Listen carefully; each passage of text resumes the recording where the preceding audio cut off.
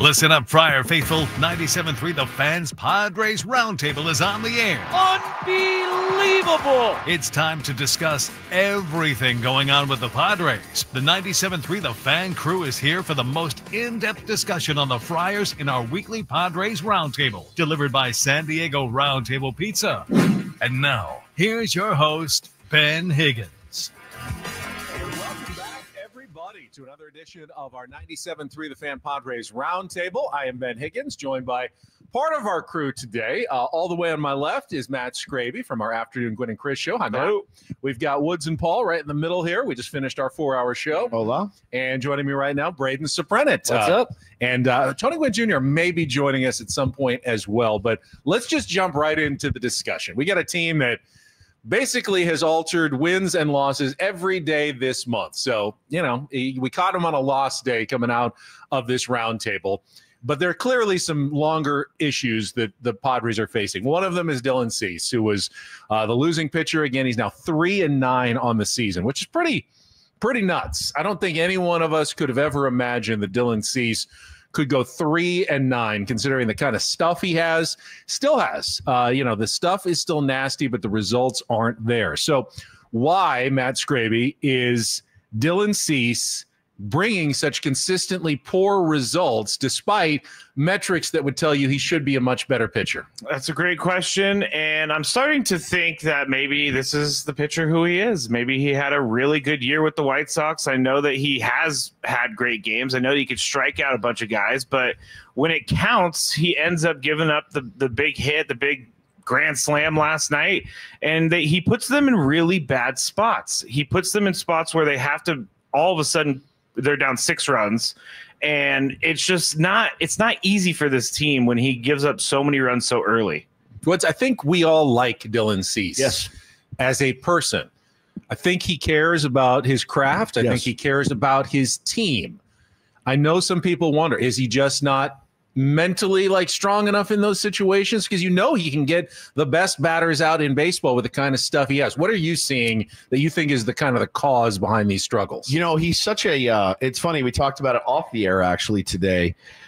He's not an aesthetically bad watch. He's not when I watch Randy Vasquez pitch, who has had a much better season, I'm more nervous than when I watch Dylan Cease. I enjoy watching Dylan Cease pitch. He did turn in a really brilliant performance against the Dodgers, struck out 11 or 12. He was incredible. And you're obviously not going to get that every time out. I really don't know what his issue is. Last night, I thought he's got no-hit stuff. He is filthy. He's locked in. He's on. When the boys didn't score for him in the bottom of the first, I don't know, maybe that changed his mentality a little bit. Still went out and hung a couple zeros, gave up a couple solo shots, which everybody can live with. But, man, when the walks, the hit, the grand slam, you look up 6-0, and it's done. Is it mental with Dylan Cease? I mean, it doesn't seem to be a physical issue. Maybe it is mental. I mean, he doesn't look like he's, he doesn't have that lost look that Jackson Merrill currently has, right? So it doesn't look like a mental issue, for at least from the outside. I mean, we don't really know what's going on behind the scenes. I mean, he's been a very major disappointment, I think, in a Padres uniform. And that's saying something because he threw a no-hitter last year in a Padres uniform. But I think I just look back to before the Padres acquired Cease, I remember our talking points were about, well, his last year in Chicago was not very good. I mean, he got shelled in his last year in Chicago, and you're like, well, maybe that's a fluke. And then he has a pretty good year last year until the playoffs, and now you're seeing all the same numbers that he had in his last season in Chicago, and now that's 2 out of the last 3 years. He is not up to what he was in his first couple of years, so maybe he's trending this spot. It just looks like to me he's missing a lot of his pitches over the heart of the plate, and good hitters are going to put that ball over the fence. Could it be with that when he was in Chicago in that last year when he got shelled, it was, oh no, I'm going to get traded and I don't like this, and then this year it's I'm in my walk year and I'm pitching for a contract and I kind of like it here, but I'm probably not going to stay. I mean, does that weigh on? I'm sure it weighs. The stability thing. If you gave him today, if he agreed to a 6-year deal, does he go, Does he exhale and go out and dominate? Goes throws a no-hitter the next day. Those were also historically bad White Sox teams. Really so bad. it was easy for us, at least, to analyze it and go, oh, that's easy to write that one off. He was on a terrible team. Yeah, we got Dylan Cease. He's going to have a bad year. But he goes out and strikes out 8 to 10 guys. I mean, Yep. it's the same pitcher Nasty, when he strikes guys out. It makes him look foolish. Corbin Carroll made him look foolish, like up there at the plate. The suggestion was made on the broadcast that even by Mike Schilt, that he's just not getting away with mistakes the way that usually good pitchers do. Like, he makes the same number of mistakes. His are just getting demolished this season. And maybe it's the nature of the kind of pitcher that he is, that you're just looking for your one shot against him and teams are capitalizing. But the other part of this discussion is, how is this affecting his free agency going forward? I've heard a lot of opinions. Woods, you've kind of been under it doesn't affect it at all, because the arms like Dylan Cease just don't exist, that commonly in Major League Baseball. So it doesn't matter what kind of numbers he puts up. Durable. Like, he's as durable of a pitcher as there is. He makes his starts, not hurt. He takes good care of himself, takes good care of his arm. Guys, will he cost himself a little bit of money? Maybe a little bit. But I don't think it's going to be, Dylan Cease signs with the Reds on a 1-year, $4 million prove-it. He's not getting a Shaman contract. I think the guy's going to absolutely clean up in free agency because of who he is, what he's got, how durable he's been, and who his agent is. And plus, every team thinks they can fix guys. Every single team has an ego that says we can do. He's a tweak away, especially with a track record like WCs. You're like, we'll take that chance. Absolutely. I mean, look, and that whole point, it really means nothing. I don't think he's a Padre after this season, so I wish him the very best. And I think the question is, what do you do with him? What do you do? Like, I was on the team. Well, he's going to listen. AJ, of course, is going to listen. We know that. That's in the books. He's going to listen on Dylan Cease. Can you get somebody back that helps your big league club? I think you can. Or do you just roll him out there, hope for the best, let him eat his 6 innings, hope that he finds it, unlocks it, and then at the end, he leaves in free agency. You get the comp pick, which is now a 4th-round pick, which is, okay, not as good as the 2nd round. But is that the plan of action for Dylan Cease? Matt, you strike me as someone who wouldn't want to invest $30 million a year in Dylan Cease for 5 years going forward. You are correct. I think, like Braden said, teams think they can fix these guys, but if the Padres have the pitching whisperer and the pitching whisperer can't fix him, then who can fix him? Like, I have no idea what's going on with him, but I would not pay him that much. I wouldn't pay him $30 million a year. But Woods is right. Someone's going to pay that, because making 32, 33 starts a year is worth something. Massive. Even though you're not that, even if you don't pitch great in all of those starts, it's still worth something. It's our 97.3 The Fan Padres Roundtable, presented by San Diego Roundtable Pizza. It really is pizza royalty. So let's move from one struggling Padre to another. Jackson Merrill has not homered since May 27th. He is hitting under 200 since his hot start. I think we all kind of see the reasons behind it. Chasing pitches, not connecting on the pitches that he used to pitch with. So let me ask you guys to kind of play amateur baseball coach. What does Jackson Merrill need to do to turn it around beyond just laying off pitches that he shouldn't be swinging at? Does he need to do something fundamentally different, Woods? He needs to go out and get absolutely hammered. And I mean, absolutely hammered. And I mean, to the point where, like, Mickey Mantle style, where they have to drape that towel over his head and put his face in a bucket of ice. Like, I don't know that I can play, but I'm going to. He's just got to forget about this. It's so much easier said than done. And of course, 45,000 people every single night at Petco Park. Everybody on the edge of their seats. What's Jackson Merrill going to do? Now, the contract he signed wasn't the biggest contract in the world, but it's still a hell of a lot more money than that kid's ever made. A hell of a lot more money. Both parents, school teachers. He has this weight of a playoff team. I'm a 2-hole hitter. I'm a 3-hole hitter. I'm a 4-hole hitter. I play with Manny Machado, Bogarts. I play with Luis Arraez. Everybody's here. They're rooting for me. I make all this money now. I'm good. I got swagger. And, bro, he's clenching. He's the tightest guy. You see him on defense. He's smiling. He's having fun out in the field because he knows he's not going to screw up out there. There's no slumps with him defensively. None. He knows he's not going to slump out there. He's not going to start dropping fly balls, throwing to the wrong bag. At the plate, you are on an island. You are by yourself. and I've seen swings from him where it's like, I want to get this over with. First pitch, out. I popped out. Okay. And I think everybody that's ever played baseball has been in that spot where they go, I just want to get this over with. And go back to the dugout. I'll take my fly out. I didn't K, and I didn't look like an idiot. I missed my pitch. Paulie, I saw one moment where Jackson Merrill looked like Jackson Merrill this week, and he wasn't at the plate, and it wasn't when he robbed the home run either. It was when Luis Ariz hit the home run. Yeah. And Jackson Merrill is shaking his head and throwing his tongue, and I'm going, that Jackson Merrill been for the past month, because he's still in there. He's there for his teammates. I just want to see that Jackson Merrill back for Jackson Merrill for the rest of this season, Paulie. Yeah, I mean, I agree with everything Wood said. Like, technically, with what we're seeing at the plate, the first pitch, lazy swings.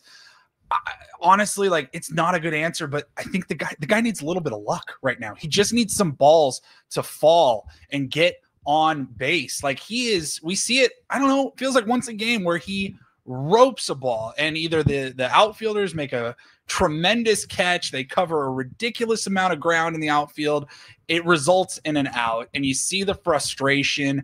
Anybody that's played the game knows that feeling. You're like, my God, I can't buy a hit right now. And a little bit of that is some luck. You just need those. If a couple of those turn into hits, who knows what could happen mentally for him. He just starts getting more confidence.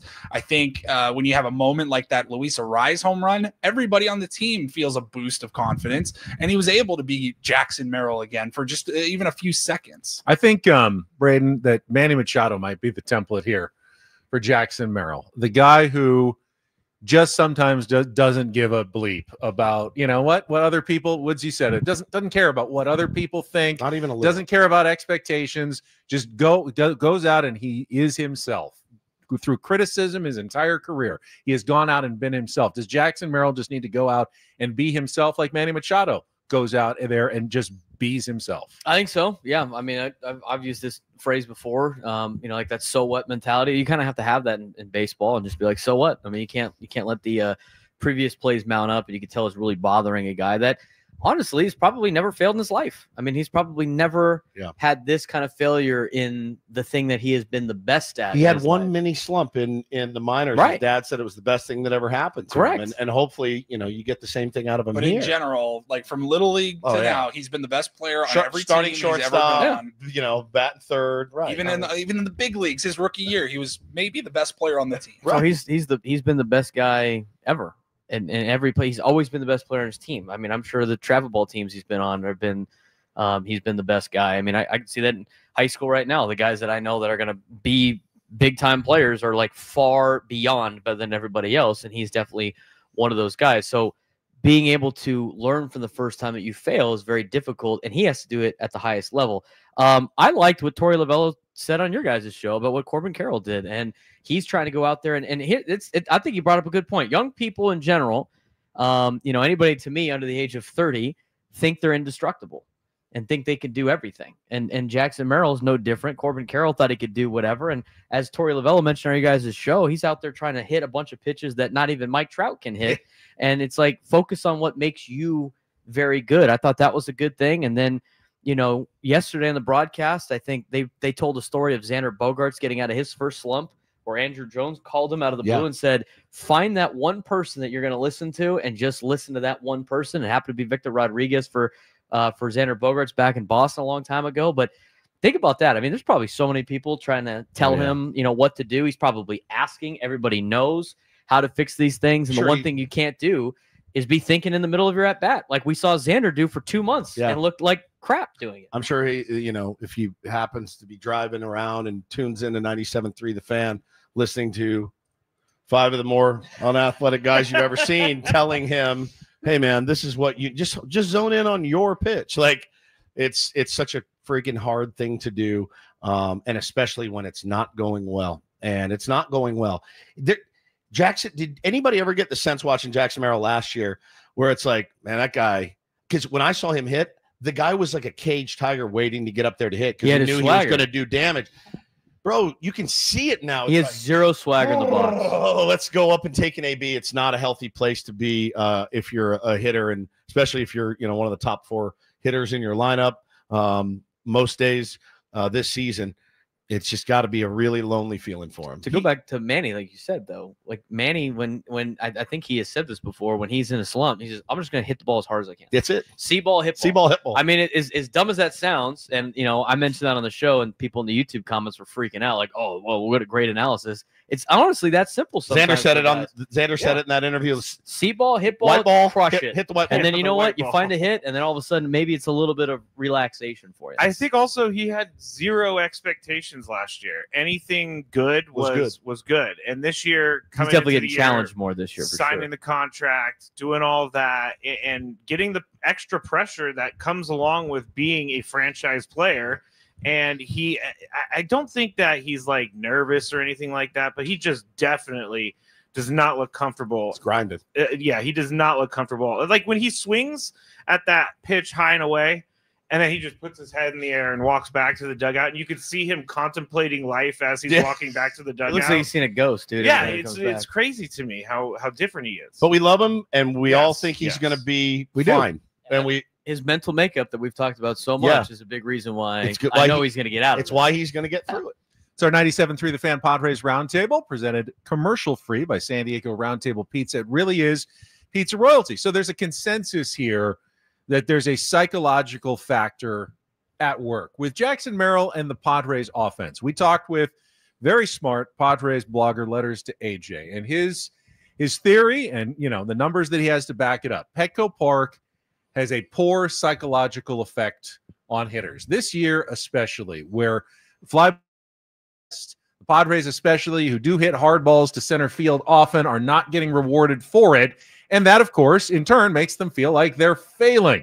Is there, Matt, in your mind, is Petco Park damaging the Padres' psychology when it comes to their hitters? That's a very interesting way to put it. Petco Park psychology. Maybe a little bit, because you can see the other teams hitting home runs, and when you're hitting long fly balls, it's warning track power, and I don't understand that, but it seems like it's always been that way for the Padres at Petco. I don't think that it's damaging the psychology of the team, but I do think that it's hurting the team that they have currently built at Petco Park right now, because they're not the home run hitting team. They're more of a gap hitting team, and so it's not working out for them when they lift a ball. It's getting caught at the warning track, and it's very frustrating to see. But what they do hit home runs when they pull the ball. Luis Ariz, Gavin Sheets, they hit the ball so that they pull. Other teams don't hit home runs to center field either. The Padres just hit a lot of home run or a lot of deep flies to center that always die at Petco Park. Is that a result of a philosophical issue that the Padres do need to be pulling the ball more than they are right now? I think I'll be thinking about what Dylan said today on our show for the rest of, if not the day, then the rest of my life. The example he gave was Jackson Merrill hitting a ball 106 miles an hour with a perfect launch angle. That's a home run. And Jackson's a young player. And Jackson gives it everything he's got, hits it as perfect as he could hit it, and it doesn't go out. It's hard for a human being, a 21-year-old, to go, I did everything I could. I'll just get him next time and do, in your mind, you're like, no, I got to change something. I got to pull that, or I got to hit it better, even though I don't think I can hit it better. Yeah, it's going to mess with your head. I don't know the answer, literally, other than move the fences in 5 feet. It's the only answer that I have. But then, you run the risk of Nick Pavetta's ball. Those two balls are out by 10 feet the other night, So it's an interesting way to think about it. But I think you've seen frustration with Manny. You've seen frustration with Xander. You've seen frustration with Crony. These guys have barreled baseballs that should be home runs, and they're not. So how does it not mess with you? It has to. It has to. Probably harder than striking out. I hit that ball as good as I can hit it, and it didn't go out. And what's worse than that? Nothing. Nothing's worse. To get like psychological on it, like kind of what Dylan was talking about this morning, is like a team can come in for 3 games and just go, hey, this is how it's going to be for the next 3 days while we're playing at Petco Park. So we're just going to tweak things a little bit on our approach or whatever. Like they're able to adjust because they're leaving, because they're here for 3 days and then they're gone. And like you said, Ben, if they have a bad offensive series, no big deal. We just got Petco. on to Cincinnati You got or on to Petco San against a Francisco. good team, a quality team, whatever. No big deal. But like, we can let it eat. If you're a Padres player and you sign here, whatever, you're like, I'm here for all season long, like at least 81 games. Like, what's going on? What are we going to do about this? And I don't know what the answer is, other than like Wood said, move the fences in 5 feet. It's sad, Braden, because Petco Park seems to be such a great home field advantage with the crowd and the atmosphere, that it would be also damaging to the home team because of how depressed the offensive numbers are. Yeah, and you know, it's interesting, like the teams that the Padres have had that have been pretty good have been line drive teams. They can hit the balls to the gap because that's what Petco Park is, you know, really designed to do. So, you know, I think the Padres, in terms of like their overall construction, they get a lot of benefit from their pitching staff, right? I mean, how many times have we seen the Padres closer make the All-Star game or lead the league in saves, regardless of who it is? And see a lot of these bullpen arms turn into like studs when they come into Padres uniform, and starting pitchers. I mean, I think guys like John Garland back in the day that like resurrected in San Diego for a couple of years. But you don't want to, like with the park, it's interesting. There is an advantage of having a pitcher-friendly ballpark when you take on these power-hitting teams. The downside is obviously not being able to hit the long ball offensively, and I do think it plays a little bit of a factor. I mean, guys that come to San Diego know it's going to be hard to hit the ball out. Just like when they go to Colorado, they know, hey, we're going to pad some stats over here, and same thing in Cincinnati. So I think it probably plays a little bit of a factor. Also now with Baseball Savant and all the analytics, you can even see how many ballparks you get a home run in that are not going out at Petco Park, and that's probably also incredibly frustrating for a lot of these guys. But I think Woods hit it on the thing. I mean, when you square up a baseball and you think you gave it everything you got and it's still not going out, there's some serious like self-eval right there, especially when you walk back going like, I did not get under that. I totally squared that up. Why did that? I can't do any better. I can't do any better. And then it still didn't go. You're either over swinging, trying to like add some more, emphasis on the swing, or you're trying to change your approach. Trying to lift. Now all of a sudden you're thinking during your at bat. So I could see that being a problem. But you know what? I mean, if they got to hit the gaps as much as they can and try to play that style. I mean, you have to play to the style that you're playing a game in 81 times out of the year. Yeah. You can't really do anything about the park at this point. All right, for our next question, I'm going to ask all of you to try to set aside both your fan optimism and your fan dooming, and just call on your Padres baseball watching experience and your baseball fan knowledge in general. As we mentioned, the Padres have alternated wins and losses this entire month. That is not going to continue forever. At some point, they will either hit a hot streak that will get them back, comfortably into playoff position, or they will hit a cold streak where they may bury themselves the rest of the season. As you look at all the potential factors, the moves that A.J. Preller could make, maybe getting Yu Darvish back and Michael King back, maybe the bullpen runs out of gas because they're overused. Is the offense going to turn around? Analytically, do you think it's more likely that the Padres go on a hot streak or a cold streak when this run of 500 is over? Paulie, I'll let you go first on this one. Oh, it's so hard to predict when you, all the moves that AJ could potentially make. You have no idea what that's going to look like. All you know is what you currently have. And as the roster is currently constructed, I would certainly say it's more likely that they go on the cold streak than the hot streak. Why do you say that? Well, I say that because they got off to such a good start that they were able to mask a little bit just how bad the offense was. And whether you want to go back to June 1st or May 1st, or I think Sam Levitt was on with us this morning and he said it was like April 18th, like the first game after that really good start to the season. They're like second to last, if not last, in every offensive category. That's a big enough sample size where you can say, yeah, they got hot to start the season. They've been a bad offensive team. And that all that's going to do is put more pressure on the bullpen, which has been elite. Some of the best performances in the major leagues in the Padres bullpen right now. But that's not going to hold all season long if every time you play a game, you have to bring in a reliever in a high leverage situation, because they're not blowing anybody out. They don't have these opportunities unless they're losing big to get, Hoeing, Peralta, Matsui, some of those guys some work every single time. It's high leverage right now. I think you make a good point about the pitching, and they could run out of gas at some point. But what you said is also why I tend to lean toward a hot streak is coming.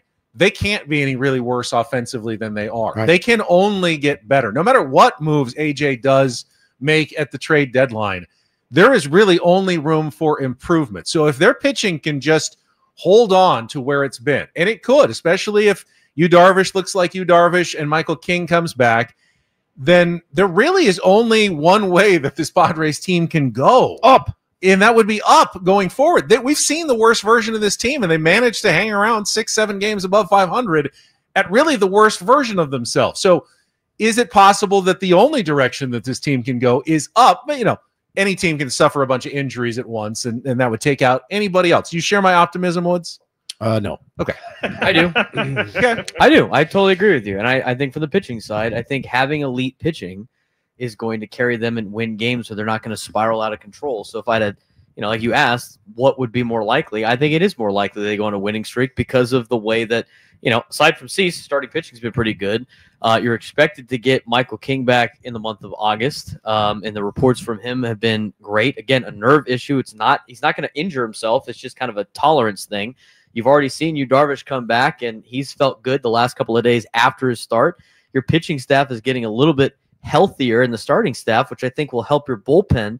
And Paul makes a good point. I mean, pitching and high leverage is going to do some damage, but I think you got a lot of veteran relievers that embrace that kind of role, and I think they're going to be okay. I think the pitching is going to carry him, and as you mentioned, Ben, their only way is up right now in at bats, and until the trade deadline passes, you don't need an all-star. You need a couple of just average Major League Baseball players, and I think that makes a world of difference for this lineup where you don't have to watch, no offense to Bryce Johnson and Trenton Brooks, but they're not in the lineup. They're not even on the team. They're in El Paso.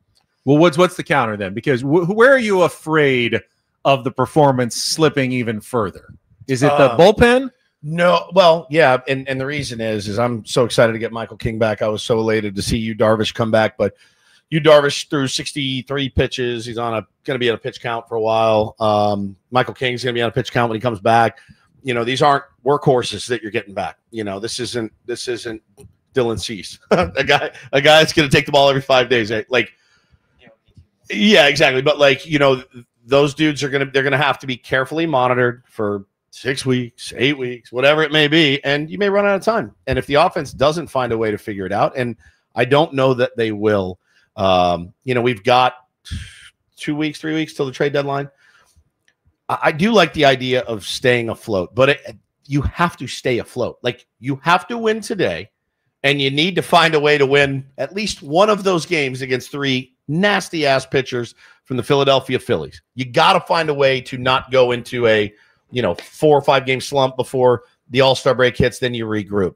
The All-Star break will do wonders for this team. It will do wonders for this team. I really believe that. But again, Benny, there's nothing that shows me these guys are about to figure it out offensively. Nothing other than there's nowhere to go but up. That's the only thing that tells me. I'm not seeing a lot of bad luck. I'm seeing a little bit of bad luck, but I'm not seeing a ton of bad luck. And again, with the guys you have at the bottom, the guys you have catching, the guys at the top that aren't producing, I mean, you're asking 4, 5, 6 guys to get hot. My worry, Matt, is that this team cannot withstand even a single injury. No. Could be devastating. If Nick Pivetta went down for a month, where would the Padres be? Toast. If Manny Machado was down, I know he never is, but if he went down for a month, where would the Padres be? There just is no depth whatsoever. That would be my biggest concern about a potential second half kind of melt down the wrong direction. Yeah, that definitely is a huge concern. And this team yesterday, the Giants lost and the Dodgers lost, and the Dodgers have won. This is the time for you to gain ground on the Dodgers. This was the time. Was the time. It was the time. And you're not doing it right now. But the depth is definitely a problem. And then when you have Jackson Merrill and Fernando not doing what we think they can do, it just makes everything brighter.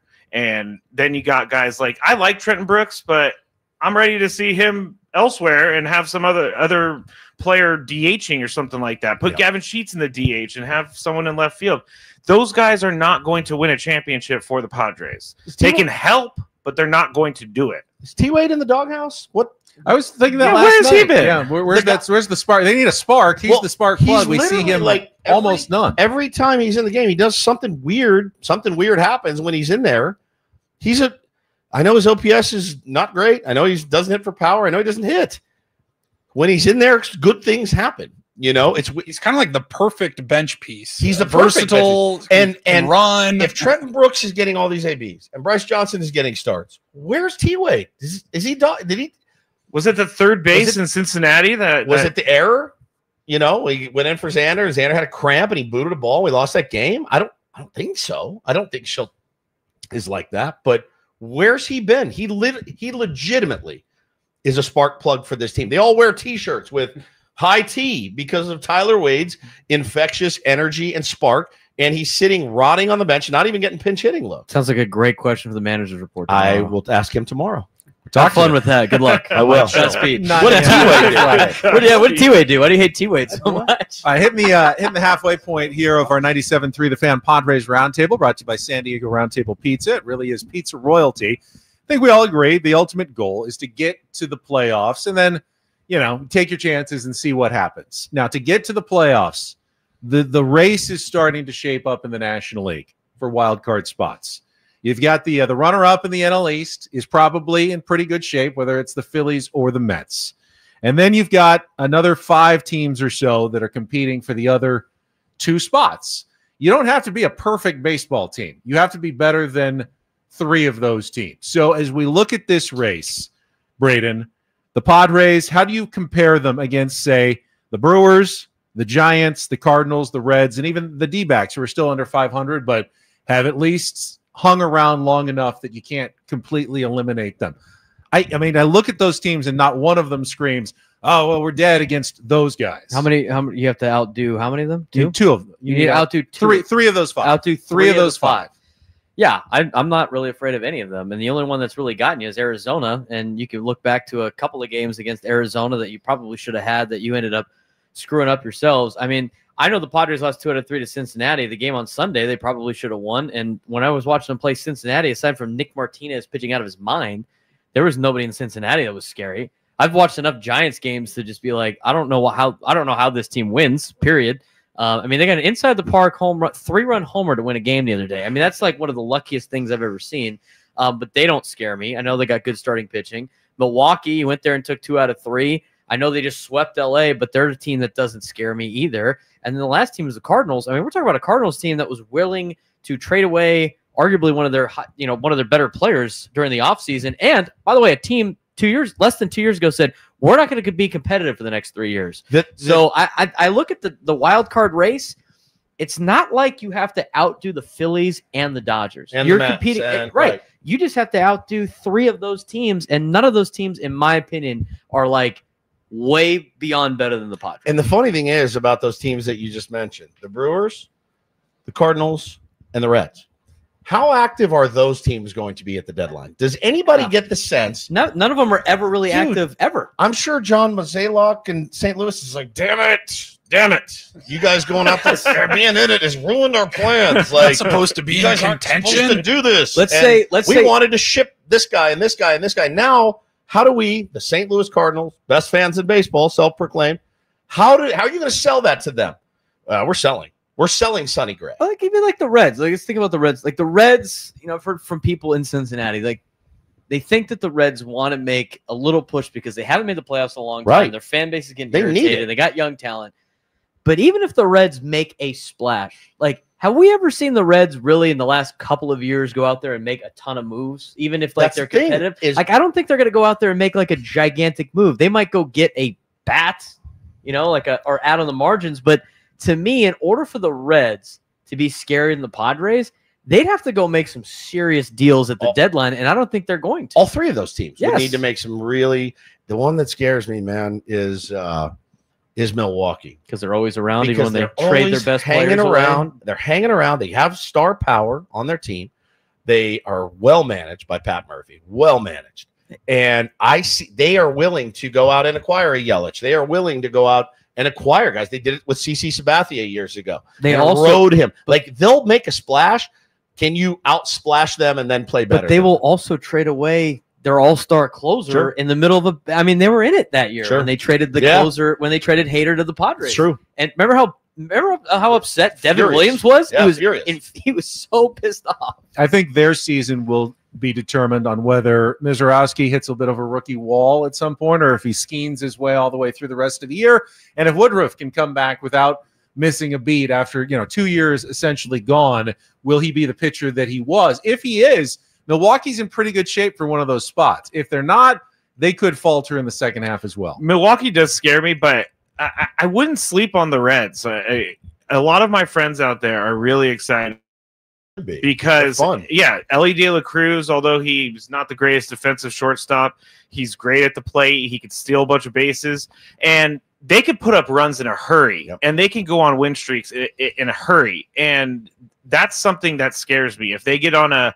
late August win streak and then they put themselves way up at the top of the wild card, they have Andrew Abbott. They have good pitching. Nobody's even mentioned Terry Francona, by the way. Yeah, that's true. Him in his fishing chair at the top of the dugout. He knows how to do it. So you got to be better than 3 of those teams, right? So we've three of those 5 teams. So if you come in second place, you're better than 2 already. Right.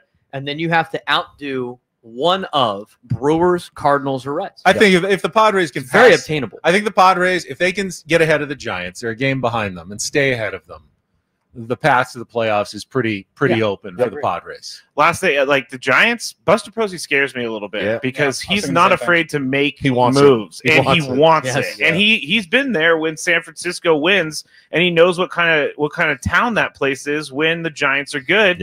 And he's not afraid to go and cut a Lamont Wade Jr. just because. Yeah. Padres, 4-2 against the Giants? They got 7 left, I think. Those are probably the most important 7 games left for the Padres this season. There is one team that gives me a little hope, though, and it's not one this year.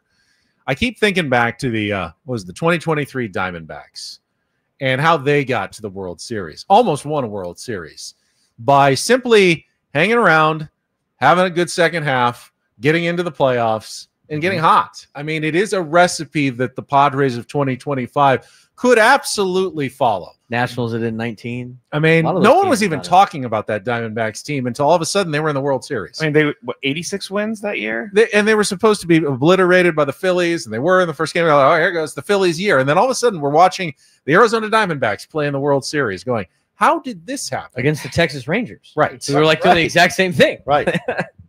All right, let's get to our 7th inning stretch question. Take a little break from baseball here on our roundtable. Did Woods and Paul just take a gigantic deep breath on the roundtable? You're in such deep. You're in trouble. Tomorrow on our show at 6 a.m., you're going to want to be I'm there. glad the drama. I'm going to lash you. The people should have seen you guys off air. I was dying. I thought maybe this question was too silly for our show, but you liked this Such one. a great question. question. Last week we saw the Nathan's Famous Hot Dog Eating Contest, Coney Island. Joey Chestnut wins again, 17th mustard belt. So today's inspiration for the 7th inning stretch. What's the one food you think you could eat the largest quantity of if you were entered into a 10-minute eating contest? Not necessarily your favorite food, because favorite foods can sometimes be heavy and hard to eat. Yes. Which is the one that you feel like you could pack down the most of in 10 minutes if you were challenged to do so? Matt Scraby, I'll let you go first. Mine's going to be weird because I've been thinking about this.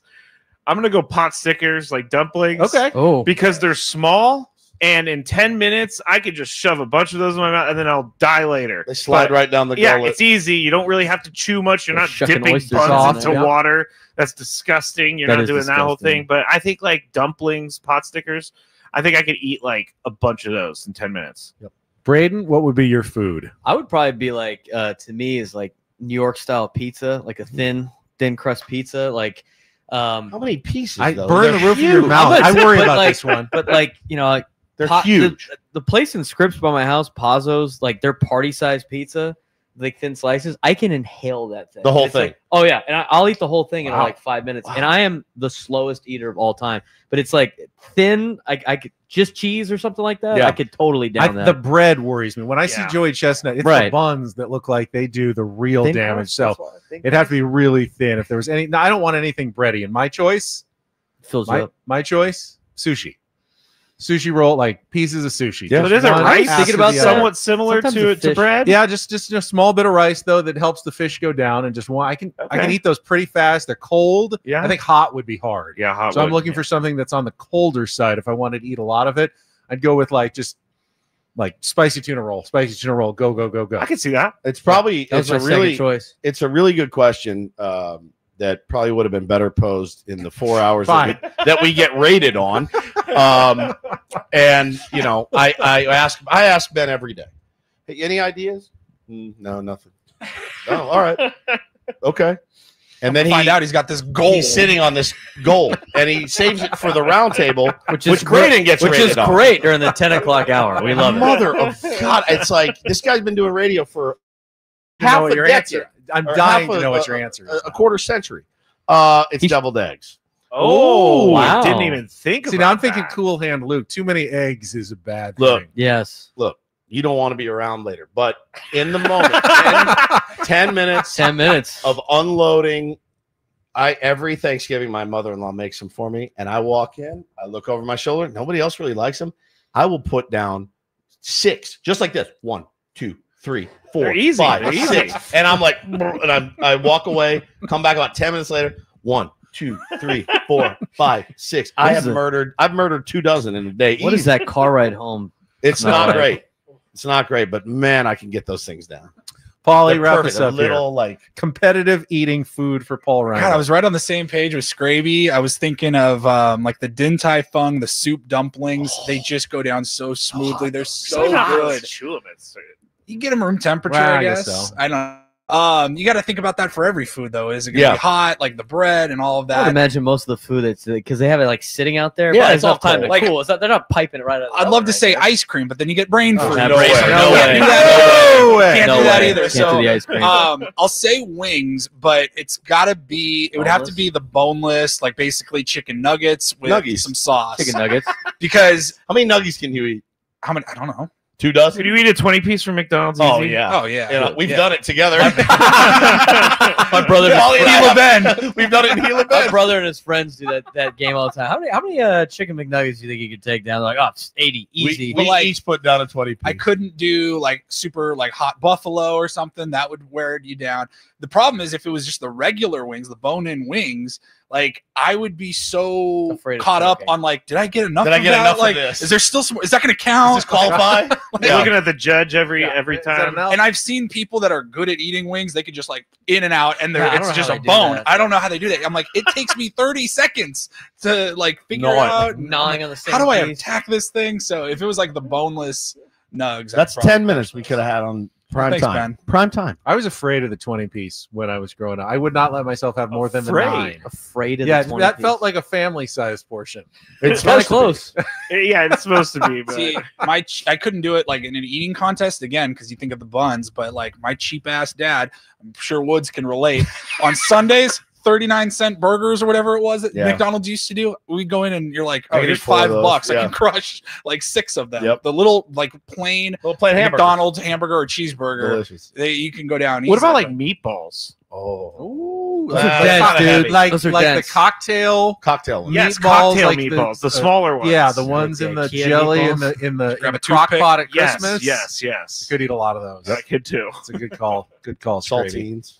All right, let's go from a silly topic to an unfortunately serious one, and one we did discuss on our program. Evan Drellick from The Athletic reporting that Rob Manfred is at least testing the waters and pushing toward the idea of a salary cap when CBA negotiations start up again with the collective bargaining agreement expiring at the end of next season.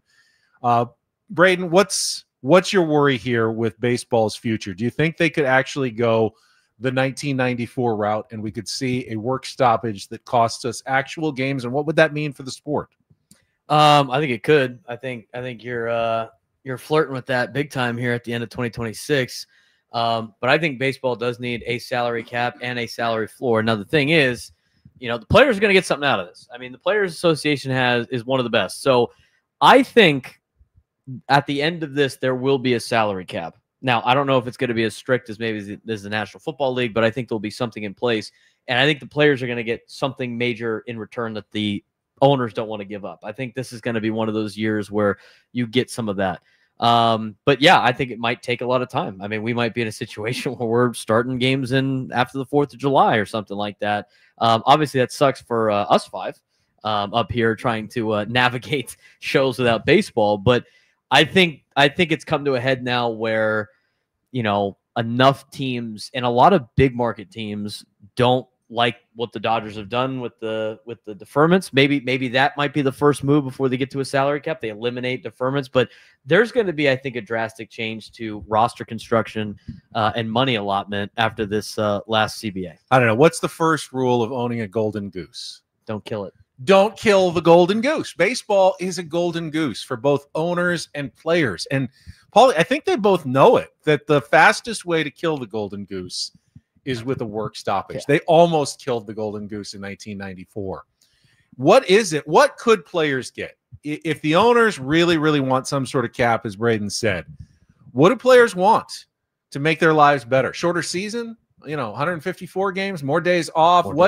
What is a possible compromise situation look like out there? Do they have revenue sharing with the players? I don't think they do, right? The Major League Baseball. There is elements of it when it comes to like playoffs and okay. Get a share of the playoffs. But it's not like the NFL where these guys are getting. It's not like the NBA or the NFL where the salary cap is set to a percentage of revenues. The owners keep a certain part of it. The players keep a certain part of it. It's kind of a brilliant way a fair way to do it, I agree. but one that the Baseball Players Union has always resisted against. I was reading that article this morning, and did I cut someone off? Sorry. I was reading this article this morning. They said, and one of the players, anonymous players, was quoted as, "Why do you guys want?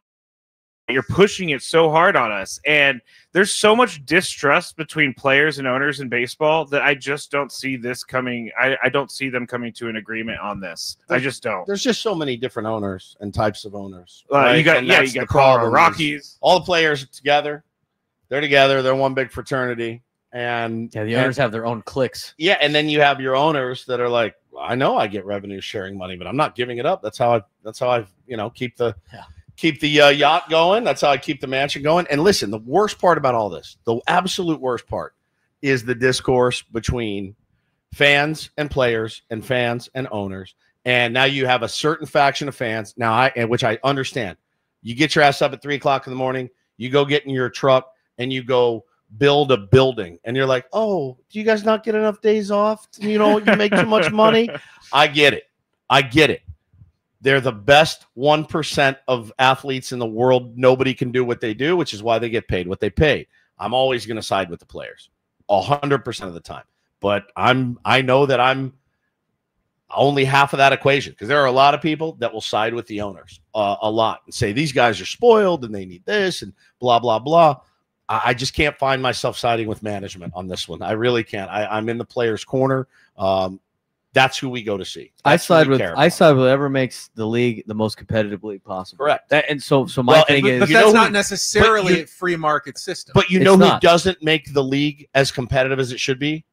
The owners. They're the only ones that have the control to make it. If you're competitive. If you're dangling a salary cap and every team's competitive and you got a salary floor, as a baseball fan, I don't really care what side that is. Exactly. But if you get it, to get to that point is going to be so difficult to do. Well, the question is, this is what I bring up all the time in this discussion. Do you want a league that's player friendly, that's not as competitive, or do you want a league that's very competitive, that's not player friendly? Because you have the player friendly league as Major League Baseball. It's not as competitive. You have all these teams that want to spend money, and then you got all the teams like the owners that you're saying that don't want to spend anything. Right. Or do you want the NFL type league of everybody's got a chance at the beginning of the season because everybody's playing by the same rules, but the players have the worst end of the deal compared to any other athlete in the United States? I think Braden's got a good point. Kind of the deal. Let me put it this way. If Oklahoma City had a baseball team, where would they finish every year? Dead last. They'd be horrible. But they just won an NBA title because of the system that the NBA has. The Chiefs are a powerhouse. But like baseball has only had one. How many repeat winners have they had in 26 years? Like none, right? Not repeat, but they're almost always from the top 10 in payroll. Same teams almost are every single playoffs, year. Right? There's an occasional, the Kansas City Royals. There's an occasional exception to every rule, but the rule is there in baseball. If you're not a big spender, what worries me is the Dodgers example. The Dodgers are pushing it to the envelope. They're very smart. What if they want to go? What if Jeff Bezos wants a baseball team and decides, you know what, I'm going to pay everybody $150 million a year because I can afford it and I want to win, and there's nothing stopping me because there's no salary cap. That's not good for the league. It's good for the players. It's great for the players. It's great for the players, but it's not good for the fans. It's not good for the league. I think the only successful system is the one. It's the commercial you see during the Padres game. What is it? Fidelity Investment. We do better when our clients do better. There has to be a system in which, when baseball is doing well, it benefits both the players and the owners at the same time. And if it's doing poorly, then they both have to take a haircut. But you can't have it. You can't have them always fighting against each other, where either the players get more or the owners get more. But it's not that black and white, because with 30 owners, we had Peter Seidler here who said, "Screw you guys. I don't care how big we are. I'm spending my money on this team." And then you had the guy in Colorado, Dick Manfard, saying, "We're not like they can't do this." This is, blustering. Bob Nutting in Pittsburgh. John Fisher. This is not sustainable. John Fisher. All these guys. Why do those guys get bailed out? Well, those guys shouldn't get bailed out. Well, here's the other thing, though, too, that the NFL has that MLB doesn't have. They have one TV contract. Right. They all share it. They share it. They are all on the same. The owners are against the players in that kind of instance, but those owners are all on the same page. You think where baseball's not, because if I'm the Yankees, you're not giving up Yes. Why would I give up Yes Network if you're the Dodgers? So the A's can make as much money as us when it's us and it's the Dodgers and it's the top echelon teams. So whose fault is that? It's the owner's fault. It's the players don't have any. They have no recourse. They have no decision making at all on what happens with our TV contract. Who controls all that? All of those owners. The only other thing I would say, and I'm not an owner defender, but I'm playing devil's advocate here. They take they take all the risk. They own the team. They take all the risk. The players don't take a risk. You know what the players do? If the team folds or the team sucks, they can go find another team. They don't take the risk on running the entire organization. So there's different problems for different levels of money. It's not as easy as like, well, these guys are getting $1 billion and these guys are getting $1 million. And they have their own problems that they have to settle. The biggest problem with baseball is they can't collectively get on the same page from the ownership standpoint. Yeah, those 30 guys are always on a different page because they all have their own different. I got to get mine. They're all selfish in their own right. Yeah, and it leads to this bad ordeal. Where in the NFL, they are screwing over the players. Fall in line. They're screwing over the players, but you know what? They all split the same amount of money. But you're a football guy. Like, how does that make you feel? Wise, though. Does that make you feel like in this article it mentioned? You see it every year in pro football where they called it's a bloodbath. Pro bowlers getting cut, right? Yeah. Then they go to the quarterback. They save all this money to sign a quarterback. Then they go to the quarterback and go, "Hey, can you take less money so we can get this wide receiver?" That sucks for the players. It sucks for the players. But guess what?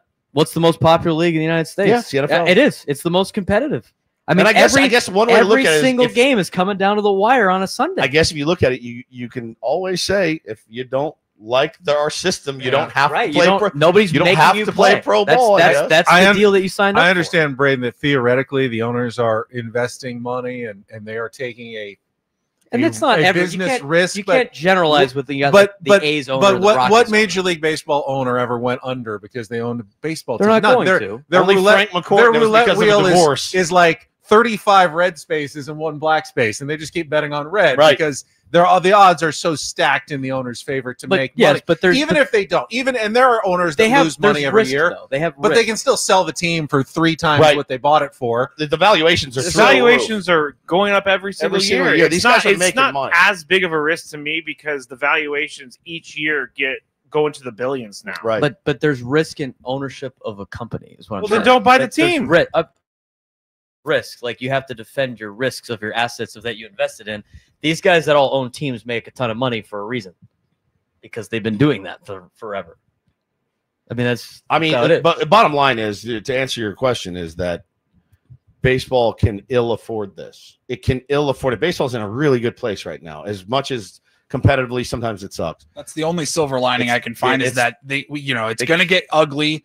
And hopefully when you get to March of 2027 or whatever, they're like, all right, we can't afford those games. We saw it a couple of years ago. But they do know that as fans, as long as we don't miss a regular season game, we will forgive them. We'll be back. We'll hate all the animosity. Yep. We'll complain that these guys are all greedy. The owners are greedy. The players are greedy. We will do it as well. But if they come back and we don't miss anything, we're good. We'll be good. No harm, no foul. Exactly. Yeah. But if they miss a half a season, a whole season, you're going to lose people. It's bad. You're going to lose people. All right. Sounds like we're done. Thanks to everybody who showed up today. That's our 97.3 The Fan Padres Roundtable presented by San Diego Roundtable Pizza. It really is pizza royalty. Have a great day, everybody. Tony Gwynn Jr. here.